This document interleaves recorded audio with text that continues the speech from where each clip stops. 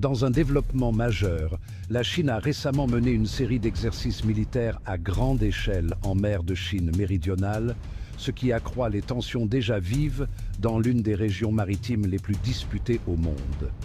Ces exercices comprenaient des manœuvres complexes impliquant les deux porte-avions chinois, le Liaoning et le Shandong, marquant une première dans l'histoire du pays. Ces images, récemment publiées par des agences officielles chinoises, montrent les deux puissants navires en action. Le Liaoning, un navire d'origine soviétique, a été le premier porte-avions mis en service par la marine chinoise en 2012. Avec un déplacement d'environ 58 500 tonnes, il utilise un tremplin pour le lancement des avions, une technique qui limite la capacité d'emport des appareils. Le Liaoning opère principalement des chasseurs J-15 et d'autres avions plus petits. Le Shandong, quant à lui, est le premier porte-avions entièrement construit par la Chine. Lancé en 2019, il ressemble beaucoup au Liaoning, avec quelques modifications mineures, notamment de meilleures conditions de vie pour l'équipage et une conception plus efficace. Il utilise le même système STOBAR, Short Takeoff but Arrested Recovery, que le Liaoning, ce qui les rend similaires d'un point de vue opérationnel. La Chine a également un troisième porte-avions en construction, le Fujian, qui devrait considérablement améliorer les capacités navales du pays une fois pleinement opérationnel. Lancé en 2022, le Fujian représente un bond en avant significatif dans la technologie des porte-avions chinois. Plus grand, avec un déplacement de plus de 80 000 tonnes, il utilise un système CATOBAR, Catapult Assisted Take-Off but Arrested Recovery, avec des catapultes électromagnétiques avancées, similaires à celles des porte-avions américains de classe Ford. Ce système lui permet de lancer des avions plus lourds avec une charge utile accrue, y compris potentiellement des avions de surveillance et de détection avancés comme le KJ-600. Le Fujian devrait être pleinement opérationnel entre 2024 et 2025, étendant considérablement la capacité de projection de la marine chinoise dans la région Indo-Pacifique.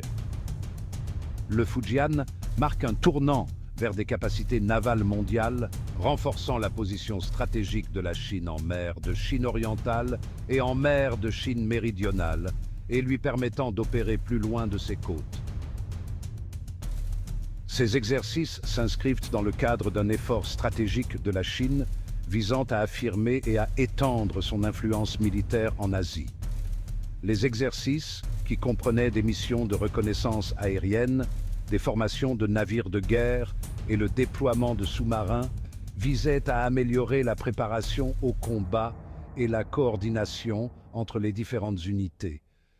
Les experts considèrent ces exercices comme un signe de la détermination de la Chine à défendre ses revendications territoriales et à afficher sa puissance malgré les revendications concurrentes de Brunei, de la Malaisie, des Philippines et du Vietnam.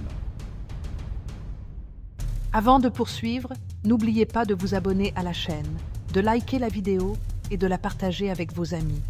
Votre soutien nous aide à produire du contenu intéressant pour vous. Merci. Ces actions ont suscité l'inquiétude des voisins de la Chine et des États-Unis. En réponse aux manœuvres chinoises, des exercices navals conjoints ont été menés dans les eaux voisines, à l'intérieur de la zone économique exclusive des Philippines, avec la participation des États-Unis, du Japon, de l'Australie, de la Nouvelle-Zélande et des Philippines. Ces exercices témoignent d'un effort collectif pour garantir la liberté de navigation et la stabilité régionale. Le ministère australien de la Défense a souligné que ces exercices conjoints démontrent un engagement envers la paix et la stabilité dans la région Indo-Pacifique. La présence de deux porte-avions chinois opérant ensemble dans cette région est une démonstration de force peu commune et significative.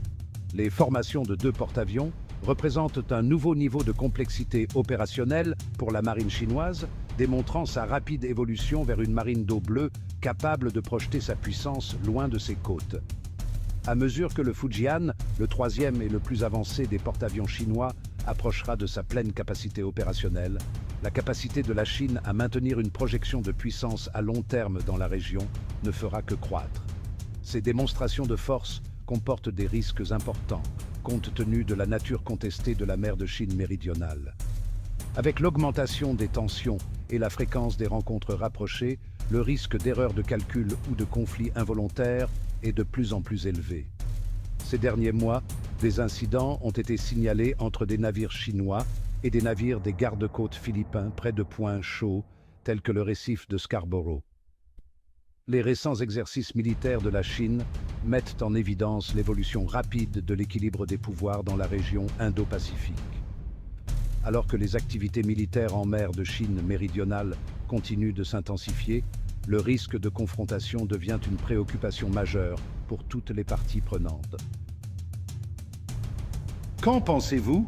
Pensez-vous que la Chine deviendra la nouvelle superpuissance, remplaçant les États-Unis? Le monde se dirige-t-il vers une nouvelle guerre mondiale? Laissez votre avis dans les commentaires. N'oubliez pas de vous abonner à la chaîne, de liker la vidéo et de la partager avec vos amis. Restez connectés, la prochaine vidéo vous fera tomber de votre chaise. À bientôt.